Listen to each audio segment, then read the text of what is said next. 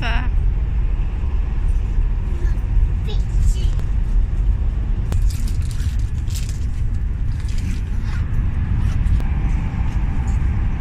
Hajvi.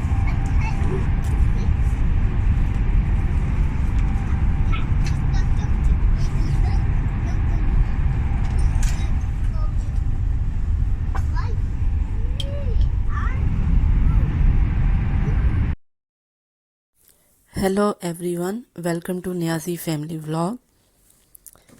ये हमारा journey था from Shenzhen to Guangzhou via train. इसमें ऑलमोस्ट 20 मिनट्स हमें लगे थे। हम लोग पहुंच गए थे। डायरेक्ट तो ट्रेन नहीं जाती शनचन से ग्वांगचो। पहले आपको जैसे ट्रेन लेनी पड़ती है, तो आपको उतारेंगे ऑलमोस्ट दोंगवान के आसपास उतारते हैं। उसके बाद आप ट्रेन लेते हैं, सबवे होती है वो। ये तो बिल्कुल ट्रेन है जो जैसे ट्रेन होती हैं फास्ट स्लो वाली, ये वो वाली ट्रेन थी। फिर उसके बाद आपने नीचे सबवे लेनी है। सबवे भी तकरीबन 20 मिनट्स चलती रही थी, तो फिर जाकर हम ग्वांगचो पहुंच गए थे। लिहाजा ऑलमोस्ट 40 मिनट्स के बाद हम लोग पहुंच गए थे। लेकिन हमारे पास चूँकि लगेज वगैरह था, क्योंकि नेक्स्ट हमारा जर्नी जो था वो हमने पाकिस्तान मूव करना था। इसलिए ज़रा डिफ़िकल्टी हो रही थी एक टर्मिनल से जाना, अंडरग्राउंड बैग्स को ड्रैग करना। बट अगर आप सिंगल हैं, बिल्कुल वेट फ्री हैं, तो नो इशू। बहुत कंफर्टेबल जर्नी था एंड वेरी वेरी इकोनॉमिकल। ठीक है, मुझे एग्जैक्ट टिकट तो याद नहीं है, वैसे मैं प्राइस मेंशन कर दूंगी सब टाइटल में। 45 RMB में टिकट थी ट्रेन की, और आगे सबवे वही जो 10-15 RMB लगते हैं। तो टोटल पर पर्सन जो था वो लगा ज़्यादा से ज़्यादा 60-70 RMB। लेकिन हम वापस भी आए थे। ये व्लॉग मैंने बाद में फ़ाइनल किया। वापस हम पाकिस्तान से भी आ गए थे। जब हम पाकिस्तान से वापस आए, तो चूँकि हम रात को पहुँचे थे, 1 बज रहा था रात का, तो जनाब मैं आपको क्या बताऊँ, उसने टैक्सी वाले ने 700 RMB चार्जेस किए।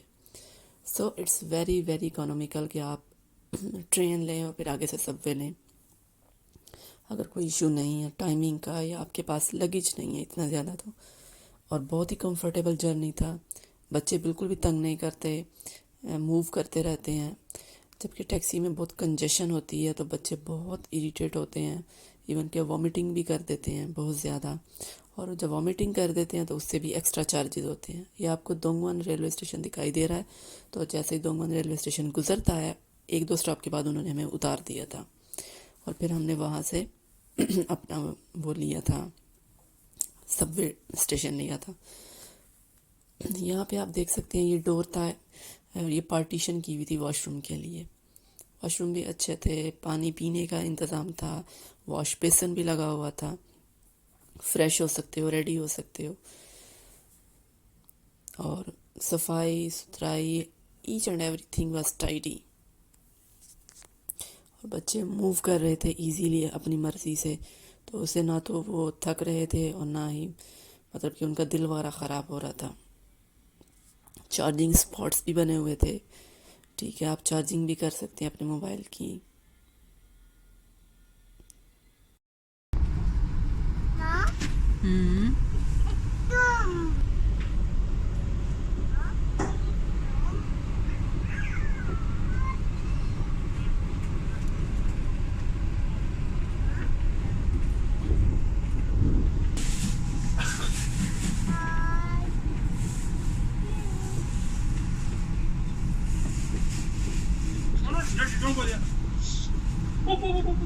No, it's closed.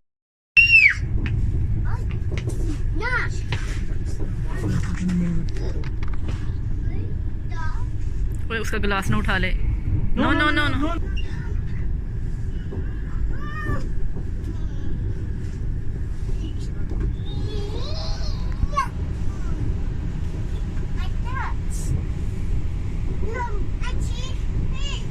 You wanna push back?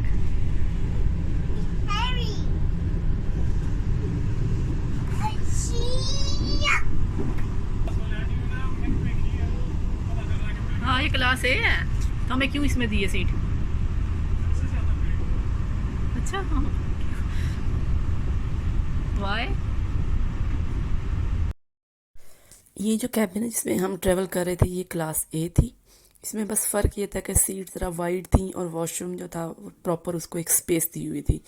जो बी सी होते हैं उनमें वॉशरूम को इस तरह डोर सेपरेट नहीं किया होता।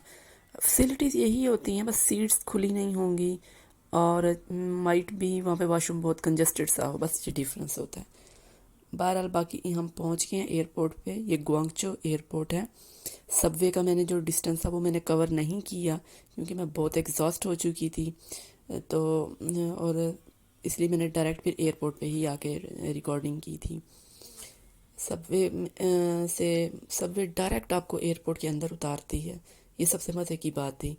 तो बैग को ड्रैग्स वगैरह करना हमारे लिए प्रॉब्लम नहीं होता क्योंकि फ्लोर बहुत स्मूथ होता है। अब जनाब हम पहुंच चुके हैं, सामने आपको फ्लैग भी दिखाई दे रहा है चाइनीज़।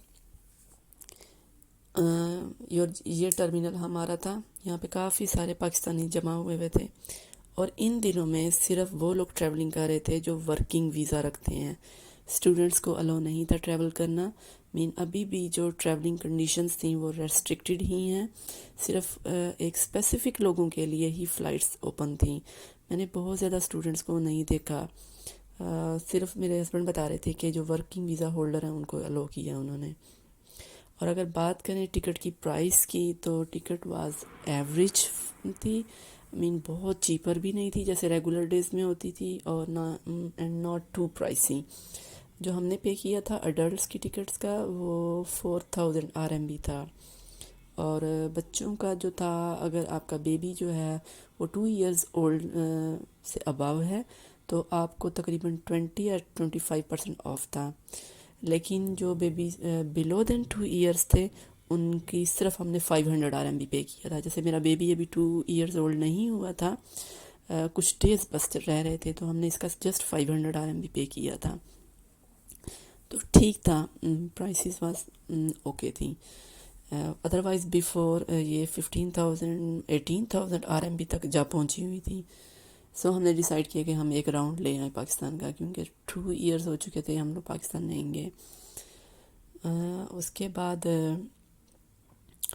यहाँ पे एयरपोर्ट पे जनाब हमने ज़्यादा इंतज़ार नहीं किया था, फ़्लाइट ऑन टाइम ही थी हमारी। मेरा बेटा जो था वो इंसिस्ट करता है कि मुझे बैग दे दो, मैं इसको ड्रैग करता रहूं, लेकिन वो जो होता है प्रॉपर इसको ड्रैग नहीं कर सकता, पुश करता है, एक दूसरे को हिट करता है। तो हम इस चीज़ से डरते हैं। तो आप नेक्स्ट वीडियो में देख सकते हैं कि वो कैसे अपने हैंड कैरी को पुश करता है।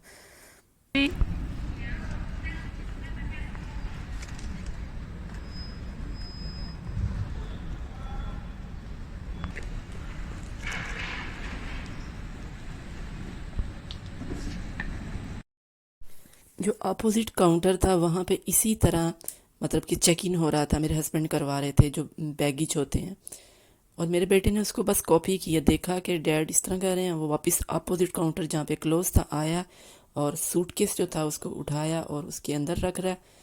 आई कांट बिलीव कि उसने कितनी जल्दी क्विकली ग्रैब किया इस चीज़ को। बच्चे मतलब बात को सुनते नहीं हैं बल्कि बस कॉपी ज़्यादा करते हैं। तो ये देखें, जस्ट उसने एक दफ़ा देखा कि लोग इस तरह वहाँ अपोजिट काउंटर पे जहाँ पे मेरे हस्बैंड रख रहे हैं चीज़ें, आया और ऊपर रखने की कोशिश कर रहा है। ये देखें, हालांकि ये जो हैंड कैरी था ये हमारा भी नहीं था, ये और पैसेंजर्स थे, उनका बेबी का था, तो ये ले गया था और इतना जिद कर रहा था कि बस मुझे दे दो। तो थैंक्स टू देम कि उन्होंने मतलब कि माइंड नहीं किया और मेरे बेटे को दे दी खेलने के लिए। देखें, बाजी नहीं आ रहा था, बार बार ऊपर चढ़ रहा था मशीन के। देखें, मेरे लिए बहुत ही ये सरप्राइजिंग था।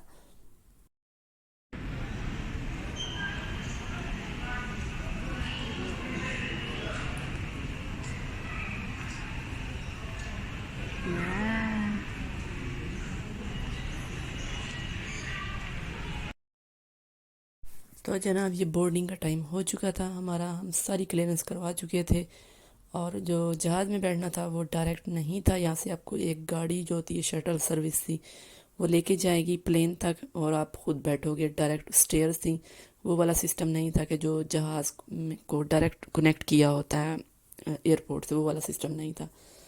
तो ये फिर हमें अलग से जाना पड़ा। हमारी फ़्लाइट जो थी वो श्रीलंका से थी।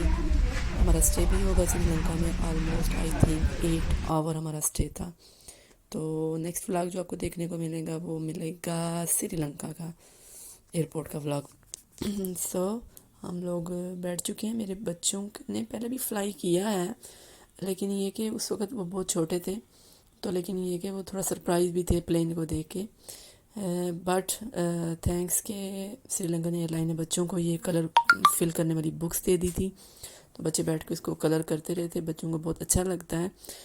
और ये एक अच्छा मतलब कि मैं कहती हूँ कि एयरप्लेन की सर्विस होती है कि वो बच्चों को इस तरह की चीज़ें देते हैं, प्रोवाइड करते हैं। बच्चों का जो सफ़र होता है वो आसान हो जाता है।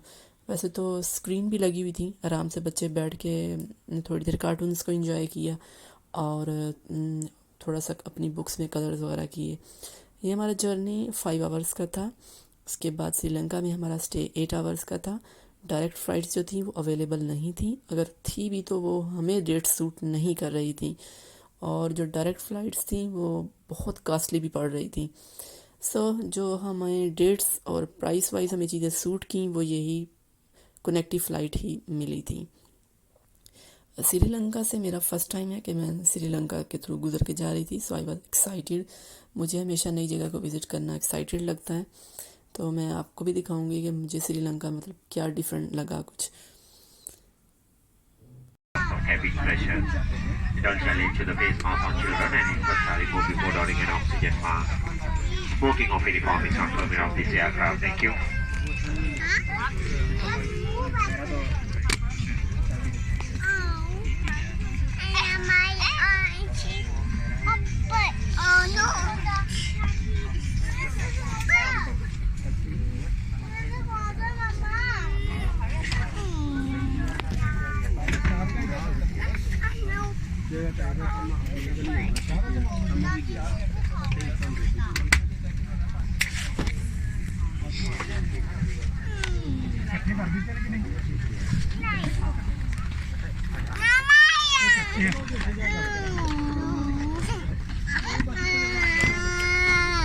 Elephant.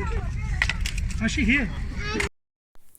मैंने डिसाइड किया कि मैं कोई मूवी सेलेक्ट करती हूँ। वैसे जहाज़ में जो मूवीज़ रखी होती हैं कलेक्शन बहुत अच्छी होती है, लेटेस्ट भी होती हैं और अवार्ड विनिंग्स बहुत सारी चीज़ें होती हैं। यहाँ पे अनाउंसमेंट स्टार्ट हो गई थी, तो इनका ज़्यादा सिंबल मैंने पीकॉक देखा है। इवन कि जो उनकी एयर होस्टेस थी उनके ड्रेस पे भी पीकॉक बने हुए थे।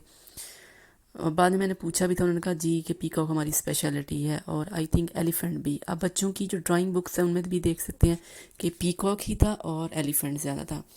बहरहाल यहाँ इंस्ट्रक्शंस चल रही थी, लेकिन मैंने जहाज़ में कभी भी मूवी नहीं देखी ही नहीं जाती। बंदा इतना एग्जॉस्ट हो चुका होता पीछे से सफ़र करते करते और बैगेज को ड्रैग करते करते। सो मैं ये ऑप्शन कभी भी अवेल नहीं कर सकी प्लेन में, और मैं प्लेन में बैठती सो जाती हूँ ताकि मैं फ़्रेश हो जाऊँ अपने नेक्स्ट ट्रैवल के लिए जहाँ पे मैंने पहुँचना है।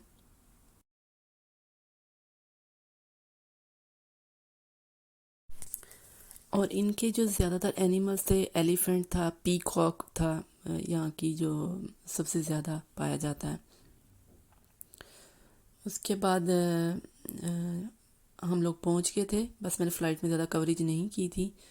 जनाब हम पहुँचे हैं यहाँ पे, तो सामने बहुत बड़ा बुद्धा था। ये श्रीलंकन एयरपोर्ट था और इसकी तरफ बैक करके पिक्चर लेना अलाउ नहीं था। मीन आप इसकी पिक्चर साथ नहीं बना सकते थे, वहाँ पर लिखा हुआ था। इसकी डायरेक्ट पिक्चर ले सकते हैं लेकिन बैक नहीं कर सकते। आप यहाँ पढ़ भी सकते हैं नोटिस। तो श्रीलंकन जो हैं वो बुद्धिस्ट हैं। उसके बाद हिंदी समझते हैं, उर्दू भी थोड़ी बहुत समझते हैं, लेकिन बोलते कम लोग हैं। और इनका वीज़ा ऑन अराइवल की फैसिलिटी भी थी, आप बाहर जाके विज़िट भी कर सकते हैं। हम जाना चाहते थे लेकिन प्रॉब्लम ये था कि किड्स के साथ जाना ज़रा डिफ़िकल्ट होता है। अदरवाइज़ अगर आपके पास किड्स नहीं हैं, आप हैंड्स फ्री हैं, तो मेरा ख्याल आपको मस्ट विज़िट कर लेना चाहिए। बाकी पिस्टैशियोज़ बहुत ज़्यादा थे और वहाँ की स्पेशलिटी भी है। बाकी प्राइसेस जो थी वो कम नहीं थी, प्राइसेस आलमोस्ट सेम ही थी जो मुझे पाकिस्तान या चाइना में दिखाई देती हैं। कुछ मैंने फूड्स जो आइटम थे इनके उनको मैंने आप स्टॉप करके देख सकते हैं, प्राइसेस कंपेयर भी कर सकते हैं।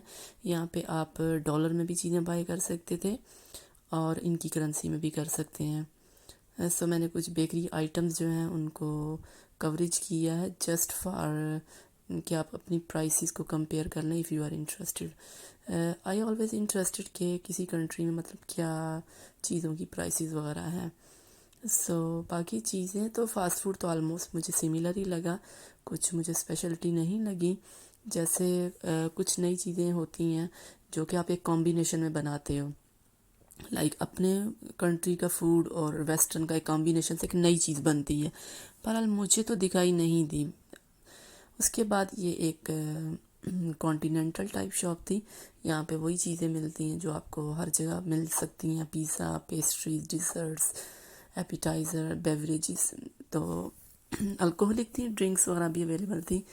बहरहाल मैंने तो यहाँ से कुछ भी नहीं लेना था, ना मैंने लिया था। और ये अभी क्रिसमस का मंथ दिसंबर ही था जब हमने ट्रैवल किया, तो इस तरह से ये दिसंबर की काफ़ी ज़्यादा क्रिसमस की चीज़ें लगी हुई थी।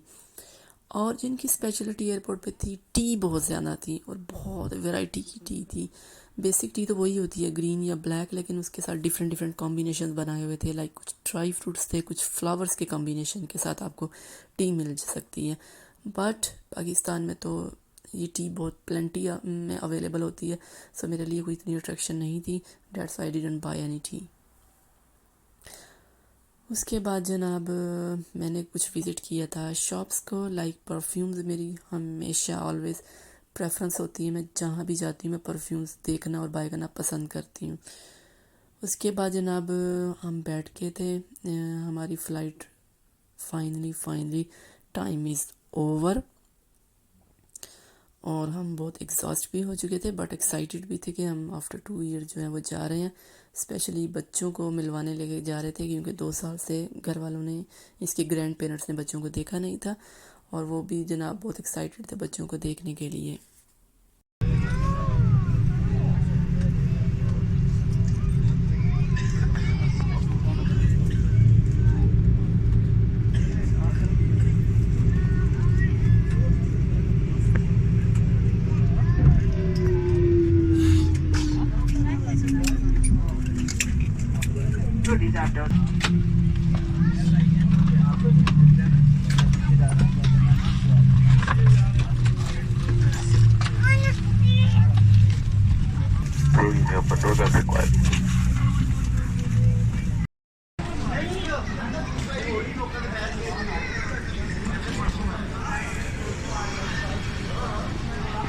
Go there.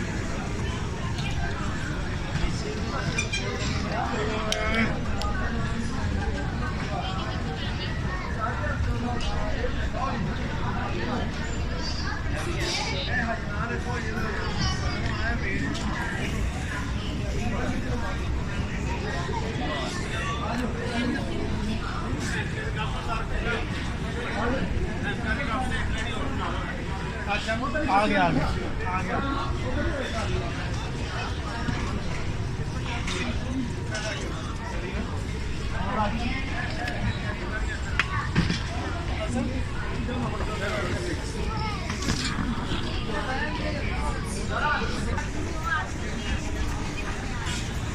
मुझे बैग भूले हुए आ नहीं रहे, तो आप उधर ही आ जाए।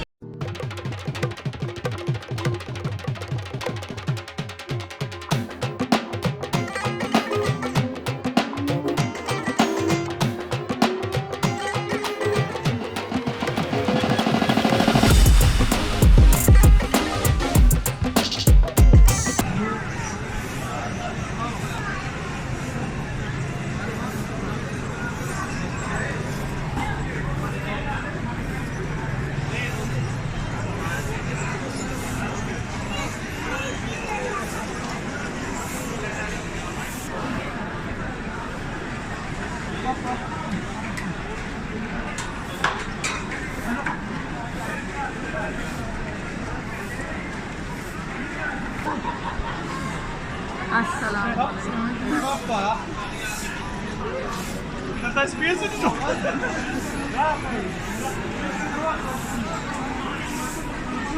Kasih sama Nono.